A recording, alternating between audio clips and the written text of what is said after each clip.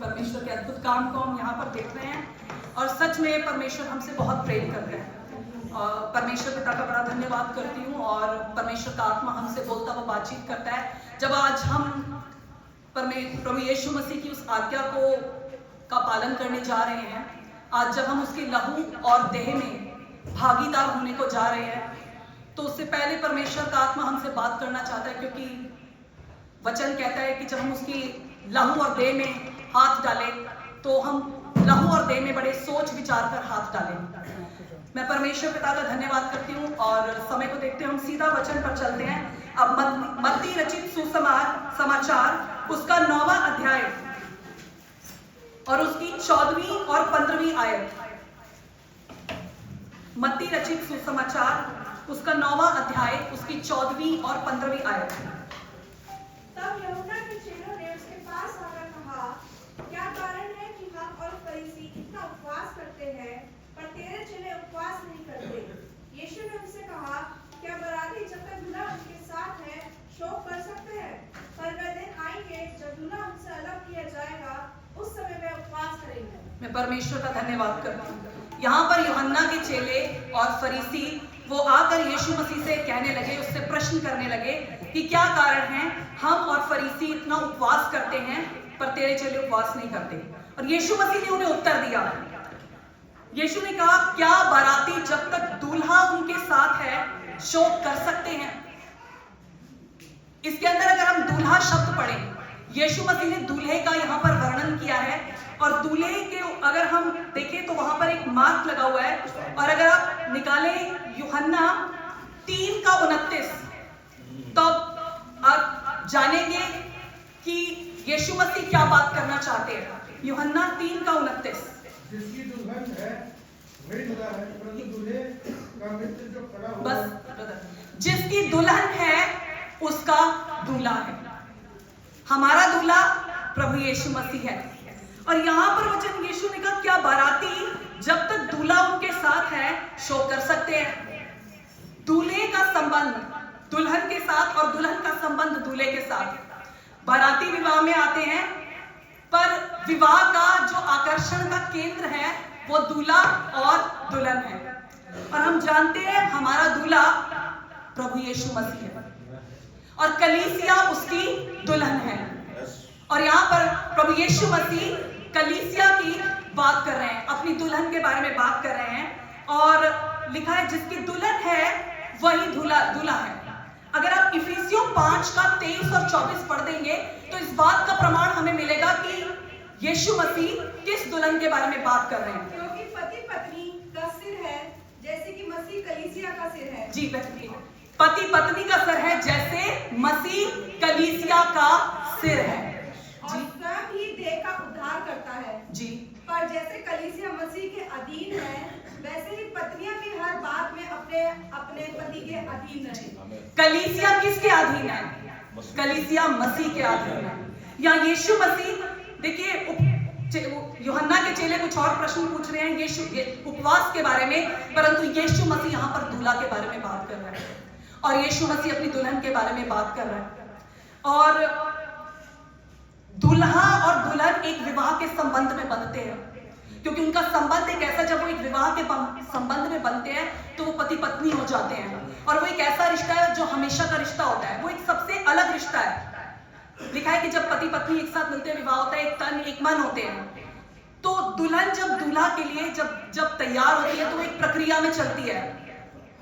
दुल्हन को ये देखना होता है, दुल्हन को ये बताया जाता है कि तुम्हें अपने ससुराल में अपने घर में एडजस्ट करना है। तुम्हारे पति के गुणों से ये देखा जाता है कि हाँ उसका जैसा स्वभाव है वैसा तुम्हें अपने आप को ढालना है। अगर हम पढ़ेंगे ये प्रक्रिया, हम सब कलीसिया इस प्रक्रिया के अंदर चल रहे हैं। हम दुल्हन, उसकी कलीसिया, उसके लोग तैयारी कर रहे हैं अपने दूल्हा से मिलने के लिए, अपने यीशु मसीह से मिलने के लिए। एक देह करके हम बुलाए गए हैं। तो अगर आप एस्तेर की पुस्तक निकालेंगे, उसका 2रा अध्याय उसकी 9वीं आयत पढ़िएगा। अगर आप एस्तेर की पुस्तक उसका 2रा अध्याय उसकी 9वीं आयत।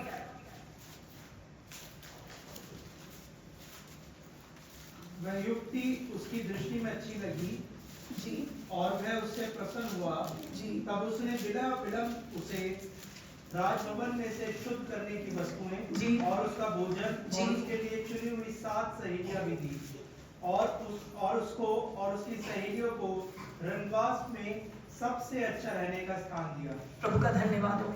जब एस्तेर जो है वो उसकी दृष्टि में अच्छी, उसको वो परमेश्वर की दृष्टि उस पर थी और परमेश्वर की योजना एस्तेर के जीवन में थी अपने लोगों की भलाई के लिए। उसी रीति से परमेश्वर की योजना अपनी कलीसिया से है। वो अपनी कलीसिया को जो है प्रेम करता है और लिखा एक प्रक्रिया में एस्तेर भी एक प्रक्रिया से गुजरी। इजराइल लोग 40 साल तक एक प्रक्रिया से गुजर रहे थे क्योंकि उन्हें परमेश्वर ने उन्हें कनान देश लेके जाना था। एस्तेर 1 साल तक इस प्रक्रिया के अंदर गुजरी और लिखा है कि उसे बहुत सारी शुद्ध करने की वस्तुएं दी गई, उसको भोजन दिया गया, उसका अलग भोजन था, अलग भोजन, क्योंकि वो राजा के लिए तैयार की जा रही थी। उसके लिए चुनी हुई 7 अलग से सहेलियां भी दे दी और लिखा है रनवास में रहने के लिए सबसे अच्छा स्थान मिला। उसी प्रक्रिया के अंदर हम सब चल रहे हैं। और अगर आप वचन निकालेंगे तो प्रकाशित वाक्य 19 का 7 और 8 आप पढ़ लीजिएगा। आओ हम आनंदित और मगन हो जी। और उसकी स्तुति करें, जी। क्योंकि मेमने का विवाह आ पहुंचा है हालेलुया। और उसकी दुल्हन ने अपने आप को तैयार कर लिया है। जी। उसको शुद्ध और चमकदार महीन मलमल पहने का अधिकार दिया गया, क्योंकि उस महीन मलमल का अर्थ पवित्र लोगों के धर्म के काम है। धन्यवाद। पवित्र लोगों के, लिखा है दूल्हे का विवाह। उस विवाह में हम अपने दूल्हा का इंतजार कर रहे हैं। लिखा है हम अपने उद्धारकर्ता के आने की बाट जो रहे हैं। हम एक प्रक्रिया में हैं, हम बहुत कुछ सीख रहे हैं। परमेश्वर का आत्मा सिखा रहा है। और अभी प्रभु जी के दास ने जब वो प्रार्थना कर रहे थे सुबह, उन्होंने बोला कि हम पवित्र आत्मा के विचारों को, उनके मन की बात को समझे। और अभी परमेश्वर का आत्मा अपने दास के द्वारा बोल रहा था कि परमेश्वर का आत्मा हम पर प्रभुता करे और हम परमेश्वर की आत्मा की अगुवाई में चले।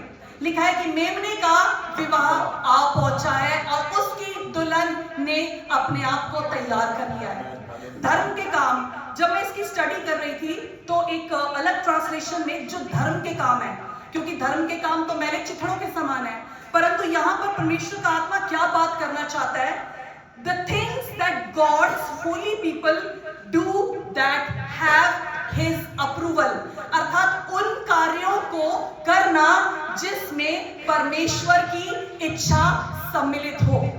एक दुल्हन, जब हम इस तैयारी में चल रहे हैं तो हमें इस बात को समझना है कि हमें उन कार्यों को करना है, वो धर्म के काम, उन कार्यों को करना है जिसमें परमेश्वर की इच्छा सम्मिलित हो। तो जब मैं इसकी आगे स्टडी कर रही थी, मैंने कहा परमेश्वर पिता, बहुत से काम है परमेश्वर पिता, पवित्र आत्मा जी। तो परमेश्वर की आत्मा ने कुछ बातों को मुझ पर प्रकट किया, मैं आपके साथ शेयर करूंगी। मुझे बहुत आशीष मिली। मैंने 4 बातों को सीखा। सबसे पहले द एथिकल कंडक्ट, व्यवहार मसीह की, क्योंकि दुल्हन का व्यवहार बेटी को सिखाते हैं ऐसा है, ससुराल में जाके आर्गुमेंट नहीं करना, अपने पति के अधीन रहना है ना। वचन कहता है कि राजकुमारी अपने पिता के घर को भूल जा, तब राजा तेरे रूप की चाह करेगा। संसार से अपने मन को हटा लो, तब राजा हमारे रूप की चाह करेगा।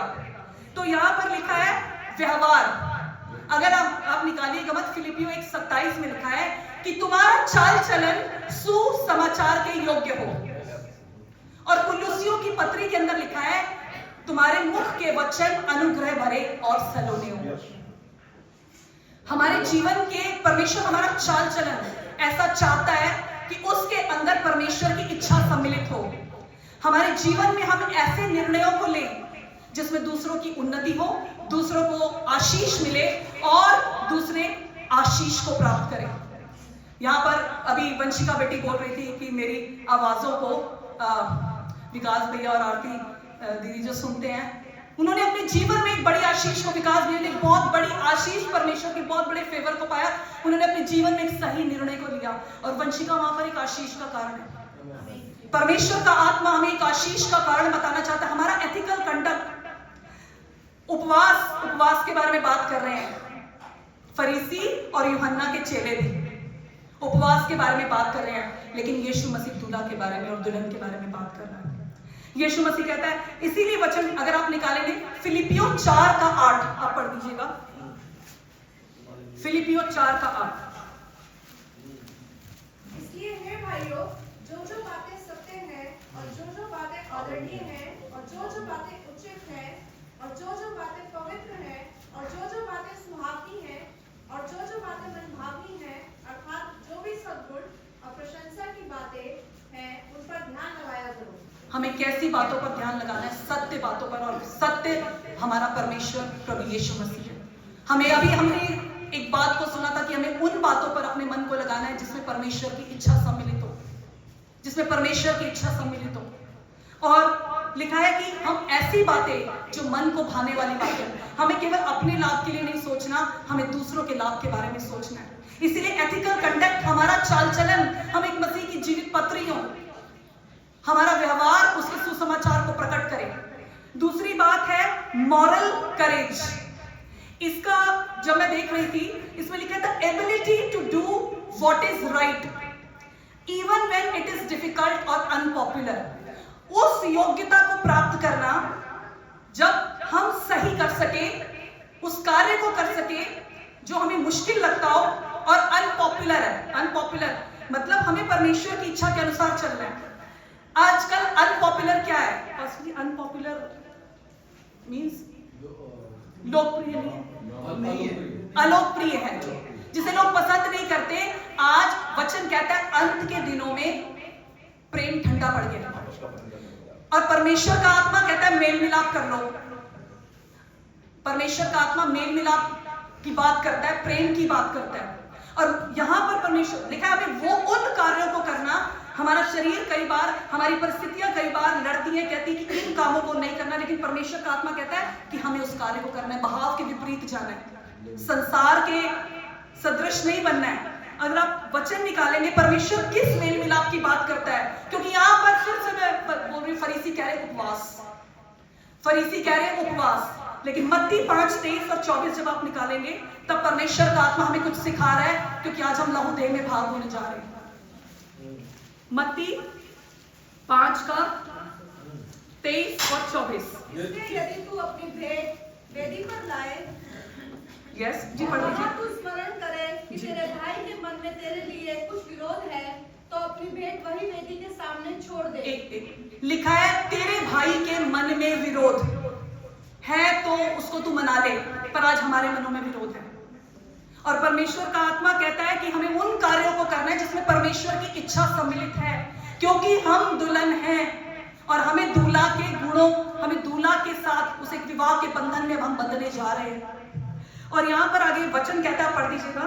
तो अपनी भेंट वही वेदी के सामने छोड़ दे और जाकर पहले अपने भाई से मेल मिलाप कर। परमेश्वर का आत्मा यहाँ मेल मिलाप की बात करता है। परमेश्वर का आत्मा हमसे बात करता है। दुल्हन हम बोलते हैं अपने ससुराल वालों के साथ ना, सास के साथ, सबके साथ मिलकर रहना है ना, अपने पति के सबको मेल करके रखना है, पत्नी की जिम्मेदारी सबको मिलाकर रखना है। देखिए परमेश्वर का आत्मा कहता है कि मेल मिलाप विच इज अनपॉपुलर। संसार में मेल मिलाप नहीं दिख रहा, ना संसार में प्रेम दिख रहा है, और लेकिन परमेश्वर का आत्मा हमें बोलता है कि हमें मेल मिलाप रहना है। आगे पढ़ दीजिएगा। कि तेरे भाई के मन में तेरे लिए कुछ विरोध है, आगे पढ़ दीजिए। तो अपनी भेंट वही वेदी के सामने छोड़ दे और जाकर पहले अपने भाई से मेल मिलाप कर और तब आकर अपनी भेंट चढ़ा। आगे पढ़ दीजिए। जब तक तू अपने मुद्दई के साथ मार्ग ही में है, उससे झटपट मेल मिलाप कर ले। हमें परमेश्वर का आत्मा कह रहा है आज अगर हमारे मन में किसी के लिए भी कोई बात है तो आज हम उससे मेल मिलाप कर लें, क्योंकि हम प्रभु की लहू और देह में भागी होने जा रहे हैं।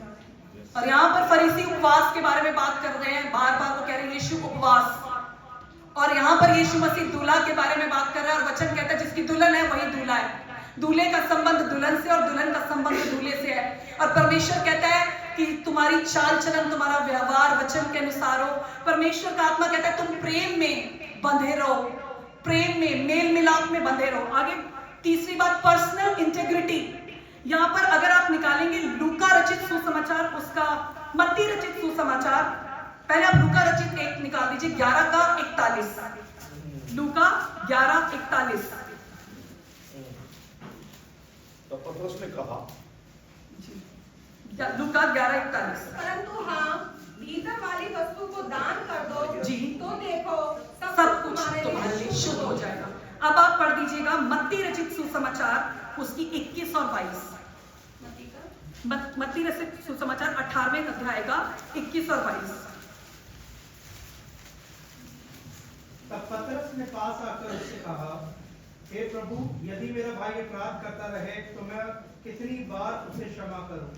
जी क्या 7 बार तक? यीशु ने उससे कहा, मैं तुझसे ये नहीं कहता कि 7 बार तक, वरन 7 बार के 70 गुने तक। जी, इसकी 35वीं आयत भी पढ़ दीजिएगा। इसी प्रकार यदि तुम में से हर एक अपने भाई को मन से क्षमा ना करेगा तो मेरा पिता जो स्वर्ग में है तुमसे वैसा ही करेगा। हमारे परमेश्वर चाहता है कि हम क्षमा करना सीखें। यीशु मसीह ने सूली पर क्षमा किया। आज अगर हमारे मन में हमें क्षमा करना है, हम परमेश्वर उस यीशु मसीह की लहू और देह में भागी होने जा रहे हैं। हम प्रभु की प्रार्थना को पढ़ते हैं और सच में सुपरफिशियली पढ़ते हैं। मैं भी कहती हूँ सुपरफिशियली पढ़ती हूँ।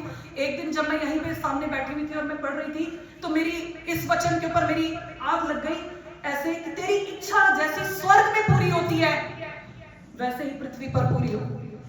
स्वर्ग में मेल मिलाप है, स्वर्ग में प्रेम है, स्वर्ग में प्रेम के अलावा और कुछ भी नहीं है। यदि आज हमारे मन के हमें परमेश्वर चाहता है कि हमारा क्षमा करने वाला हृदय हो, हमारा क्षमा करने वाला हृदय हम प्रेम करें। कौन मेरे माता पिता, कौन मेरे भाई बहन है?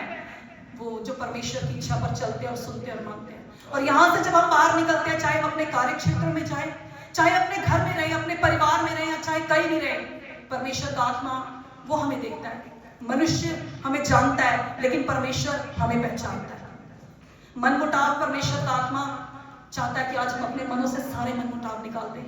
परमेश्वर का आत्मा हमें मेल का आत्मा, परमेश्वर का आत्मा मेल मिलाप का आत्मा, प्रेम का आत्मा है। दुल्हन तैयार हो रही है, दुल्हन तैयार हो रही है अपने दूल्हा से मिलने के लिए, और फरीसी कह रहे हैं और यूहन्ना के चेले कह रहे हैं तो उपवास, हम तो बहुत उपवास करते हैं, तो तेरे चेले तो उपवास नहीं करते हैं। और चौथी बात है गॉडली कैरेक्टर। एक वचन में पढ़ रही थी, प्रकाशित वाक्य 14 अध्याय उसकी 12वीं आयत। मुझे बहुत आशीष मिली इस वचन से। पवित्र लोगों का धीरज इसी में है जी, जो परमेश्वर की आज्ञाओं को मानते और यीशु पर विश्वास करते हैं। हालेलुया। एक बार और धीरे से पढ़ दीजिए। पवित्र लोगों का धीरज इसी में है जो परमेश्वर की आज्ञाओं को मानते और यीशु पर विश्वास रखते हैं। Praise the Lord. मैं एक दिन वचन पढ़ रही थी, उसमें लिखा है जो अंत तक धीरज धरे रखेगा, क्योंकि यहाँ पर बैठा हर एक जन अपने दूल्हा से मिलना चाहता है, चाहे वो पुरुष हो चाहे स्त्री हो। हम यीशु के लिए तैयार हो रहे हैं। आज हम यीशु के लिए, हम उससे मिलने के लिए, हम पिता की इच्छा को पूरा करने के लिए हम इस तैयारी में यहाँ पर बैठे हैं।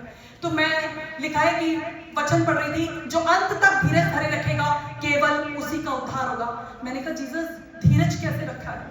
धीरज कैसे रखा जाए? आप धीरज का आत्मा दो। लेकिन जब भी परमेश्वर के आत्मा ने वचन दिया, धीरज इसी में है कि हम परमेश्वर की आज्ञाओं को माने और उस जीवित परमेश्वर के ऊपर विश्वास रखें। जैसे फिलाडेल्फिया की कलीसिया की सामर्थ्य बहुत थोड़ी सी थी, परंतु उसने परमेश्वर के धीरज के वचन को थामे रखा।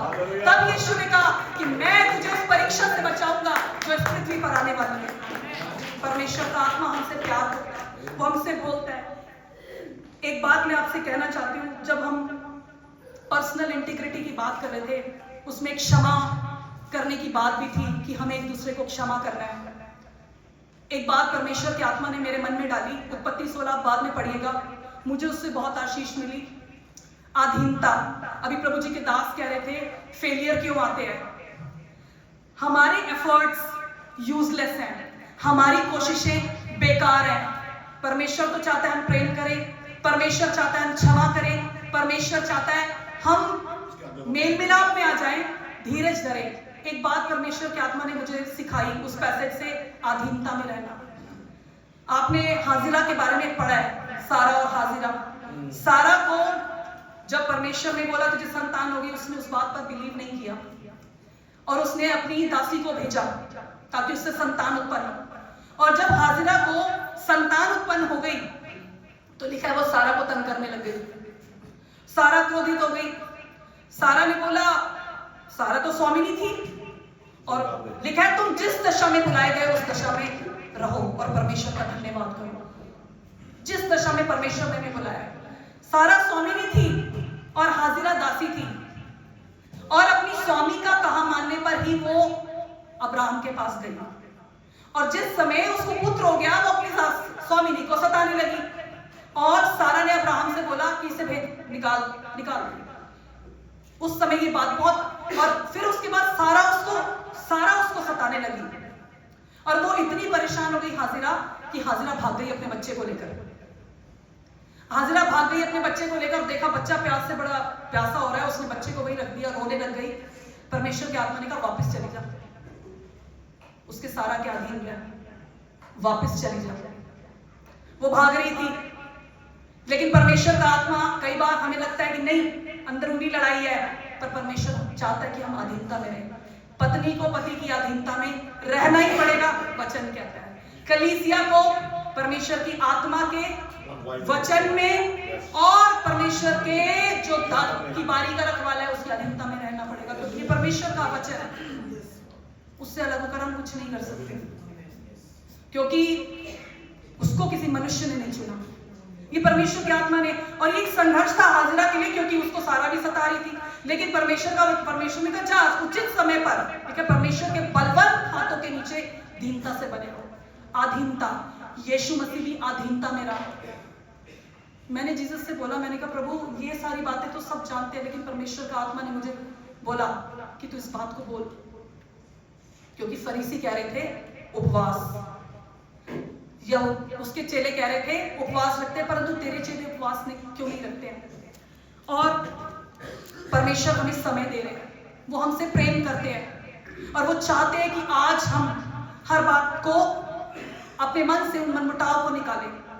अब ये उपवास क्या, ये वो उपवास, अगर उपवास के बारे में बात कर रहे थे, अगर आप वापस से 5वें अध्याय में अगर आ जाए, मत्ती का, जहां से हमने पढ़ा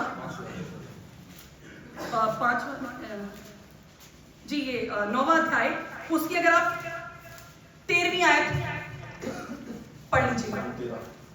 इसलिए तुम जाकर इसका अर्थ सीख लो, मैं बलिदान नहीं परंतु दया चाहता हूँ। बस, परमेश्वर बलिदान नहीं चाहता, परमेश्वर रीतियों से बढ़कर चाहता है कि हम उसकी आज्ञाओं को माने। उपवास करना है, प्रार्थना करनी है, लेकिन एक वचन ये भी कहता है मुंह से तो मेरा नाम लेते हैं, परंतु इनका हृदय मुझसे बहुत दूर है। परमेश्वर हमारे मनों को जानता है, वो हमें देख रहा है। मैंने इसको अपने ऊपर लिया कि परमेश्वर ये चाहता है, परमेश्वर उपवास, वो रीतियों की बात, प्रथाओं की बात कर रहे थे। अगर व्यवस्था, अगर हम यशाया 58 में जाए, पद निकालेगा, उसमें उचित उपवास के बारे में, प्रेम के बारे में लिखा है। यीशु मसीह जब न्याय के सिंहासन में बैठेगा, वो ये बोलेगा, वो कहेंगे हमने तेरे नाम से दुष्ट आत्माएं भी निकाली, बीमारों को भी चंगा किया, हमने तेरे नाम से बहुत। यीशु कहेगा कि हे निकम्मे दासों, मैं तुम्हें जानता भी नहीं, मैं भूखा था तुमने मुझे खाना नहीं खिलाया। आज बहुत से लोग हैं, सच में जरूरी नहीं है, हम आत्मिक भाई बहन हमारे वर्क प्लेसेस में, हमारी जगहों में भी बहुत से लोग हैं, अगर हम उनके साथ थोड़ा समय बिताएं, हम परमेश्वर के प्रेम को प्रकट करें, और उनके जीवन में परमेश्वर का आत्मा अद्भुत कार्य करेगा। परमेश्वर चाहता है कि आज जब वो हमसे बात कर रहा है, तो वो ये चाहता है कि हम अपने व्यवहार पर ध्यान दें। वो चाहता है कि हम अधीनता में आ जाएं, हम परमेश्वर की आज्ञाकारिता में आ जाएं, हम मेल मिलाप और प्रेम में बढ़ते चले जाएं। परमेश्वर हमसे प्रेम करते हैं, वो चाहते हैं आज हम लहू और देह में भागीदार होने जा रहे हैं, और हम आज परमेश्वर से प्रार्थना करें कि पवित्र आत्मा जी, आपकी प्रभुता हमारे जीवनों में हो, आपकी प्रभुता, आपका नियंत्रण हमारे जीवन में हो। हमें नम्र और दीन और अधीन रहना सिखा दीजिए परमेश्वर पिता, कि हम अपनी इच्छा पूरी ना करें, परंतु वो तेरी इच्छा हमारे जीवनों में पूरी हो। यीशु मसीह जब गतसमनी बाग में था, वो बहुत ज्यादा ट्रिबुलेशन, बहुत परे, क्योंकि वो शरीर में भी था और बहुत ज्यादा वो सफरिंग में था, और उसने एक बात बोली, उसके मुंह से उसने ये बोला, पिता तू चाहे तो टल जाए तुरंत, लेकिन उसने ये बात बोली कि नहीं पिता, तेरी इच्छा, क्योंकि उसका फ्लैश वो पेन में था, और तभी लिखा उसको स्वर्ग से सामर्थ्य मिली। आज हम परमेश्वर के चरणों में आ जाए। मैं परमेश्वर पिता का धन्यवाद करती हूँ कि सच में ये फिलाडेल्फिया की कलीसिया है, हमें बहुत अच्छे परमेश्वर के आत्मिक पिता परमेश्वर ने हमें दिए हैं, और जो वचन से हमें सिखा रहे, लिखा जो शिक्षा तूने पाई है उस पर तू चलता चला जा, आज ये प्रेम का परिमाण है, उनके प्रेम का परिणाम है कि आज हम सब यहाँ बैठे हुए हैं। आज दुल्हन तैयार हो रही है। वो फरीसी और यूहन्ना समझ नहीं पाए कि यीशु मसीह प्रेम के बारे में बात कर रहे हैं। यीशु मसीह बात करते हैं मेल मिलाप के बारे में, यीशु मसीह बात करते हैं क्षमा करने के बारे में, यीशु मसीह बात करते हैं कि हम एक दूसरे की उन्नति का कारण बने। मैं धन्यवाद करती हूँ, लेकिन धन्यवाद है क्योंकि वचन कहता है यीशु का, जब चेले यीशु के पीछे भाग रहे थे, लोग जा रहे थे, मैं चीज सोचने लगी, बहुत भीड़ यीशु के पीछे थी और बहुत भीड़ यीशु के पीछे जाने लगी। जिस टाइम यीशु मसीह ने बोला कि मेरा लहू खाने की वस्तु और लहू पीने की वस्तु है, बहुत से फिर गए। तब यीशु मसीह ने पतरस से कहा कि तू भी लौटना चाहता है? पतरस ने कहा हम कहाँ जाएं, अनंत जीवन की बातें तेरे पास है। क्योंकि उसने हमें अपने निकट बुलाया, उसने हमें निकट बुलाया, इसलिए बुलाया कि हम उसकी इच्छा को पूरा करें, उसके एक जीवित गवाह बने। मैं परमेश्वर पिता का धन्यवाद करके और उसके चरणों में एक आखिरी वचन मैं बोलना चाहती हूँ, इसमें मुझे बहुत आशीष मिली। आप एक बार और एस्तर में आ जाइएगा, उसी अध्याय में, दूसरे अध्याय में, कि परमेश्वर की आत्मा ने मुझे, मैं बहुत आनंदित हो गई। मैं पढ़ती हूँ इसको। लिखा है कि उसे बिना विलंब के राजभवन में से शुद्ध करने की वस्तुएं दी। आज परमेश्वर ने हमें बहुत अच्छी संगति दी है, परमेश्वर का वचन दिया है, प्रेम करने वाले भाई बहन दिए हैं। लिखा है उसका भोजन, ये वचन हमारा भोजन है, और 7 सहेलियां, ये कलीसिया मसीह की देह संगति, और लिखा है और उसमें रहने के लिए एक अच्छा स्थान। ये स्थान परमेश्वर ने हमें दिया है और इससे भी बड़ा स्थान परमेश्वर हमें देगा। तो परमेश्वर चाहता है कि हम उसके प्रेम में और आपस में मेल मिलाप में हम बने रहें। परमेश्वर का धन्यवाद करते हैं।